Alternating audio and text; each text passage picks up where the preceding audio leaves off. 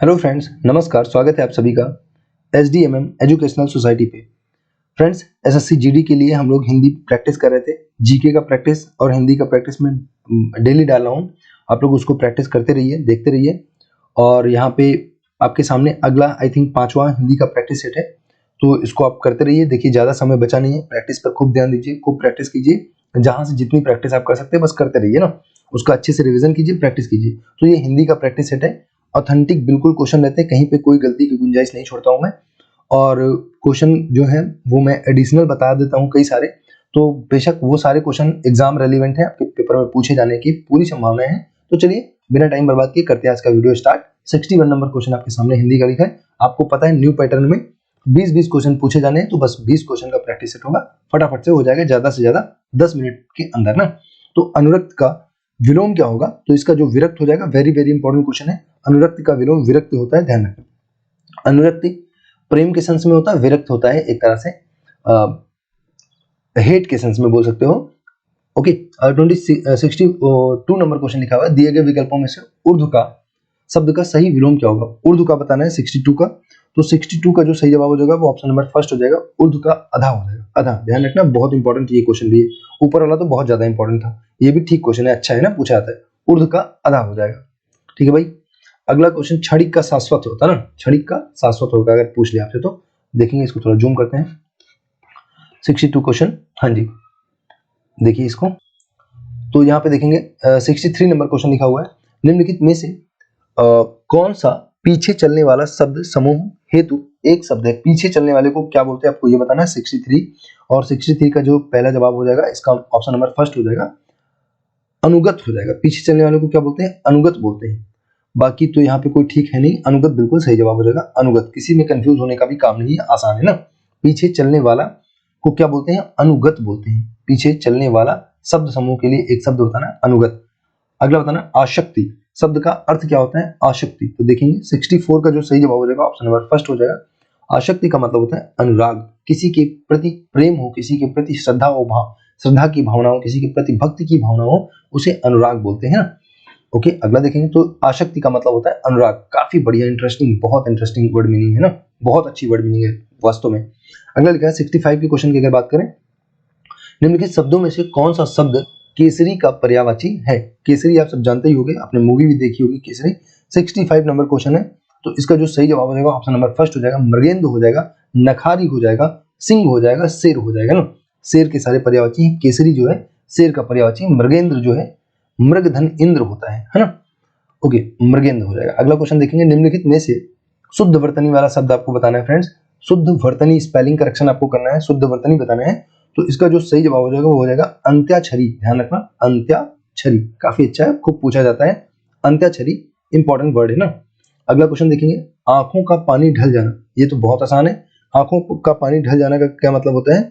इसका मतलब होता है निर्लज्ज हो जाना, बेशरम हो जाना, निर्लज्ज हो जाना, आंखों का पानी ढल जाना। नेक्स्ट देखेंगे, कपटी मित्र। ओके, आपको बताना है कपटी मित्र किस मुहावरे का सही अर्थ है? तो कपटी मित्र बताएंगे किसका हो जाएगा। 68 का जो सही जवाब हो जाएगा ऑप्शन नंबर सी हो जाएगा। आस्तीन का जो सांप होता है, आस्तीन का सांप, कपटी मित्र के लिए किसका यूज करते हैं हम लोग? कौन से मुहावरे का यूज करते हैं?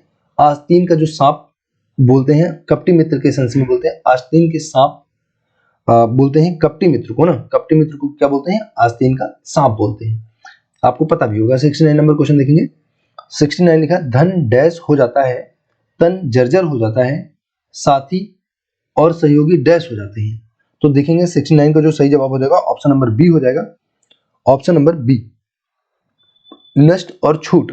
तो धन नष्ट हो जाता है, तन जर्जर हो जाता है, साथी और सहयोगी छूट जाते हैं। काफी आसान है, बहुत आसान पेपर है, देख सकते हो आप। इसीलिए 80 मिनट यहाँ पे चली जाती है ना। इस बार तो 80 नंबर का पेपर ही होगा, तो लगभग 60 से 65 आप टारगेट करना, 60 to 65 टारगेट करना, क्योंकि मेरिट तो जाने वाली। इतना आसान पेपर है, पूरे के पूरे क्वेश्चन लोग करेंगे ना हिंदी में, तो आप भी ऐसी स्थिति में आ जाना ना।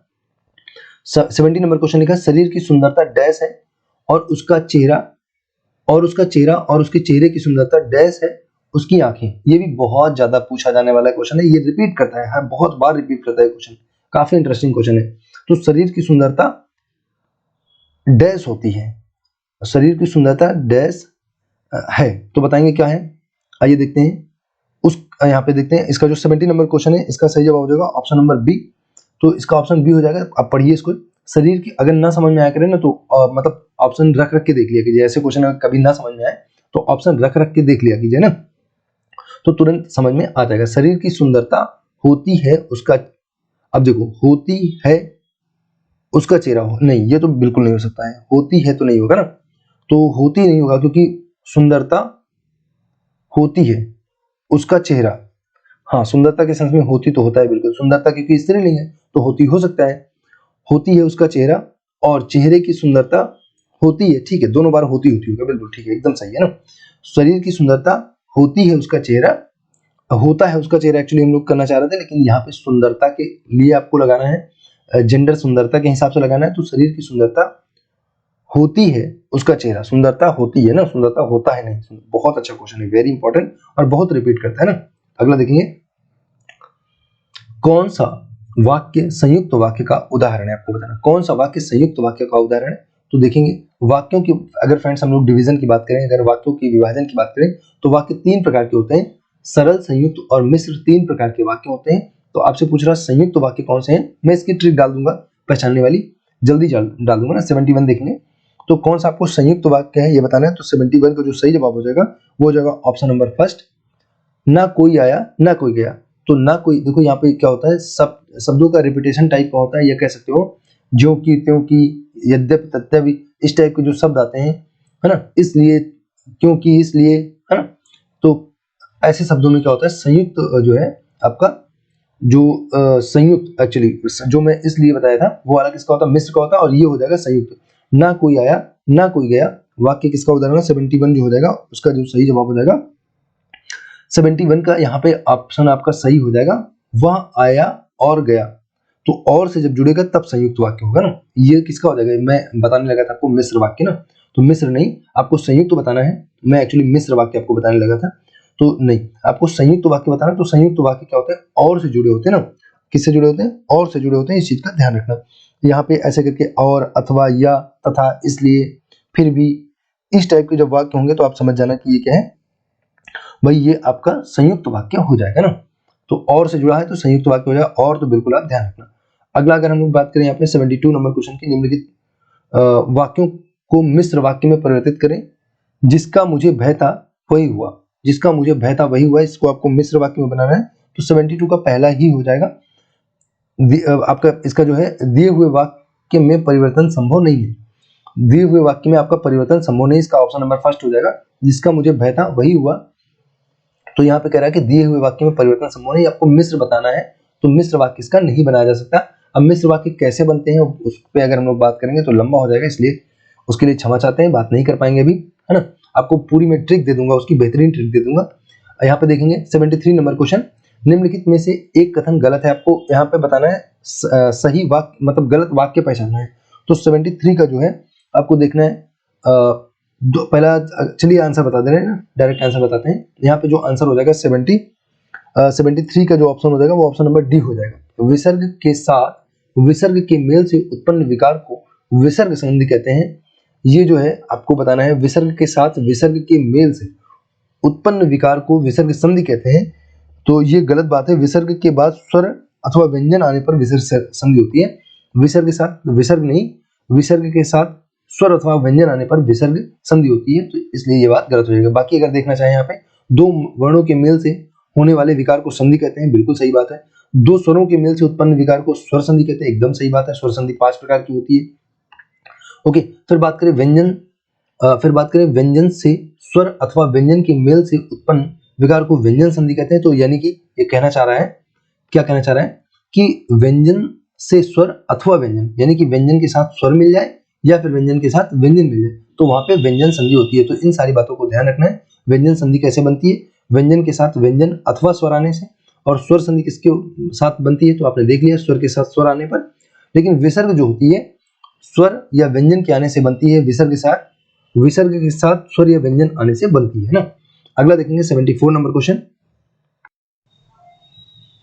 तो 74 फ्रेंड्स लिखा हुआ है सदैव, जस्ट वेट, हाँ जी, लिखा है सदैव शब्द में कौन सी संधि है। तो सदैव में बताएंगे, सदैव क्या हो जाएगी, सदैव वृद्धि होगी। देखो एकदम याद कर लीजिए, जब भी ऊपर 2 पाई ऐसे देखने को मिल जाए वहां पे वृद्धि संधि होती है, सदैव में वृद्धि संधि। तो ऊपर 2 पाई दिखे तो आप समझ जाना वृद्धि संधि होगी। ये स्वर संधि का प्रकार है और स्वर संधि 5 प्रकार की होती है। ओके, अगले क्वेश्चन पे आते हैं। निम्नलिखित युग्मों में से युग्मों में से एक समास की दृष्टि से अशुद्ध है। आपको वही पहचानना है, समास की दृष्टि से कौन सा अशुद्ध है। कह रहा भरपेट में अव्ययी भाव समास होगा, रसोई घर में तत्पुरुष होगा, दाल रोटी में द्वंद्व होगा और चाल चलन में अव्ययी भाव समास होगा। आपको पहचानना है कौन सी बात गलत है, इसमें से कौन सा जोड़ा गलत है। 75 नंबर क्वेश्चन है और इसका ऑप्शन नंबर डी हो जाएगा। चाल चलन में द्विगु समास की दृष्टि से अशुद्ध है, यहाँ पे बताना है आपको क्या। Okay just wait. देखिए अगर हम लोग बात करें यहाँ पे भरपेट की, तो भरपेट में अव्ययी भाव होगा, बिल्कुल सही। यहाँ पे भर जो है लगा है आपका उपसर्ग, पेट के पहले क्या लगा है, पेट के पहले उपसर्ग। तो जब भी उपसर्ग लगा आपको मिल जाए तो आप समझ जाना अव्ययी भाव समास होता है। तत्पुरुष, तो ये हो जाएगा रसोई के लिए घर। यहाँ पे जो के लिए निकल रहा है कारक पद, तो जब भी समास को तोड़ने पर कारक पद निकलता है के लिए, तो वहां पे जब कारक पद निकलता है तो तत्पुरुष समास होता है। और समास की बात करें तो 6 प्रकार के समास होते हैं। द्वंद्व की बात करें फ्रेंड्स, तो जब दोनों चीजें बराबर महत्व की होती है या दोनों चीजें विरोधाभास वाली होती हैं तो वहां द्वंद्व होता है। जैसे दाल रोटी, देखो दोनों बराबर महत्व की चीजें हैं, दाल रोटी, माता पिता, भाई बहन, दिन रात, है ना। या तो दोनों अपोजिट वर्ड होंगे, विपरीत अर्थ वाले दो शब्द एक साथ साथ होंगे, या तो दोनों बराबर महत्व की चीजें होंगी, वहां पे द्वंद्व समास होता है ना। और द्विगु वाला क्या होता है, नंबर वाला होता है। जब भी कभी नंबर की बात होती है वहां पे द्विगु समास होता है ना, द्विगु समास। और यहाँ पे लिखा है चाल चलन, तो चाल चलन की अगर हम लोग बात करें यहाँ पे, तो चाल चलन में क्या हो जाएगा फ्रेंड्स, यहाँ पे द्वंद्व समास हो जाएगा, ना कि अव्ययी भाव समास हो जाएगा। तो समझ गए, इसका जो सही जवाब ऑप्शन नंबर डी हो जाएगा। 76 नंबर देखेंगे। सारंग ले सारंग चली, कई सारंग की ओट, सारंग झीनी पाई के सारंग कही गई चोट। तो आपने इसको खूब पढ़ा होगा। यहाँ पे कौन सा अलंकार हो जाएगा, 70 आपको बताना है। 76 नंबर, 76 का जो है ऑप्शन नंबर आपका सी हो जाएगा, यमक अलंकार हो जाएगा। जब एक ही शब्द का कई बार प्रयोग किया, शब्द की बात कर रहे हैं, एक ही शब्द का कई बार प्रयोग हुआ हो और हर बार उसका अर्थ अलग अलग हो, तो ऐसे में क्या होता है, ऐसे में क्या होता है, यमक अलंकार होता है। आपने पढ़ा था कनक कनकते सौगुनी, यमक अलंकार पढ़ा था ना। हाँ जी, तो 3 बेर खाती थी वो, 3 बेर खाती थी ना, 3 बेर, तो 3 बार 3 बेर ना। तो सारंग का मतलब सारंग ले सारंग चली, सारंग ले। यहाँ पे कह रहे हैं दीपक के सेंस में सारंग है, सारंग चली स्त्री के सेंस में सारंग है। और कई सारंग मतलब यहाँ पे पर्दे के सेंस में या दुपट्टा के सेंस में सारंग है ना। और सारंग झीनी पाई के, सारंग मतलब दुपट्टा को झीना या जो भी पल्लू लगाया है ना, उसको झीनी पाई के सारंग, यानी तूफान जो है आपका चोट कर गया, दीपक को बुझा गया। सारंग ले सारंग चली, कई सारंग की वोट, और सारंग झीनी पाई के सारंग कर गई चोट। तो ऐसे ध्यान रखना। अगला क्वेश्चन देखेंगे। निम्न में से प्रेरणार्थक क्रिया कौन सी है, बताना प्रेरणार्थक क्रिया कौन। तो प्रेरणार्थक क्रिया क्या होती है, जब कार्य खुद ना करके किसी और के माध्यम से करवाया जाता है, तो वहां पे क्या होता है फ्रेंड्स, वहां पे आपका होता है प्रेरणार्थक क्रिया होती है। ध्यान रखना, प्रेरणार्थक क्रिया होती है। तो यहाँ पे फ्रेंड्स जो सही जवाब हो जाएगा ऑप्शन नंबर बी हो जाएगा।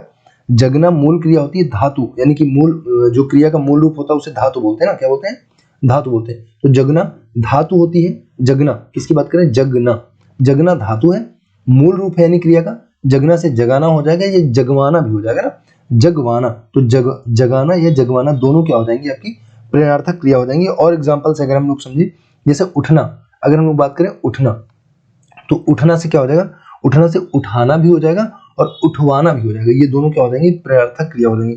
फिर अगर हम लोग बात करें खाना से खिलाना और खिलवाना, तो ये जो हो जाएंगी आपकी प्रेरणार्थक क्रिया हो जाएंगी। और एक क्रिया आप ध्यान रखना, नाम धातु क्रिया भी थोड़ा सा ध्यान रख लेना। नाम धातु, देखो नाम तो आप जानते हो, नाम संज्ञा को बोला जाता है, जो भी संज्ञा होते हैं उनको नाम बोलते हैं, और धातु का मतलब क्रिया होता है। तो इसके नाम से ही क्लियर है। अगर नाम धातु क्रिया आपसे पूछेगा तो आप नाम से ही जान जाओगे। जब किसी संज्ञा के माध्यम से कोई क्रिया दर्शाई जाए, बनाई जाए, दिखाई जाए, जब किसी संज्ञा के माध्यम से कोई क्रिया बनाई जाए, तो वहां पे नाम धातु क्रिया होती है फ्रेंड्स। जैसे अगर हम लोग बात कर लें, जैसे हाथ अगर हम लोग बात करें, हाथ, देखो हाथ क्या है, नाउन है, हाथ क्या है, संज्ञा है। हाथ से हथियाना, लात से लतियाना, बात से बतियाना, ये सब क्या है, नाम से बनने वाली, नाम के साथ धातु लगा के बनती है, इसीलिए इनको नाम धातु क्रिया बोला जाता है। ध्यान रखना। देखो 78 से 80 तक आपका पैसेज दिया हुआ है, उसको नहीं करेंगे, बहुत आसान पैसेज है, एकदम चुन्नी लाल पैसेज है, आप आराम से कर लोगे ना, तो बिल्कुल टेंशन फ्री होकर आप इसको कर लेना। ओके, ये था एंड इस वीडियो का। आप लोग सब्सक्राइब कर लेना, लाइक कर देना, शेयर कर देना। Thanks for watching and God bless you all.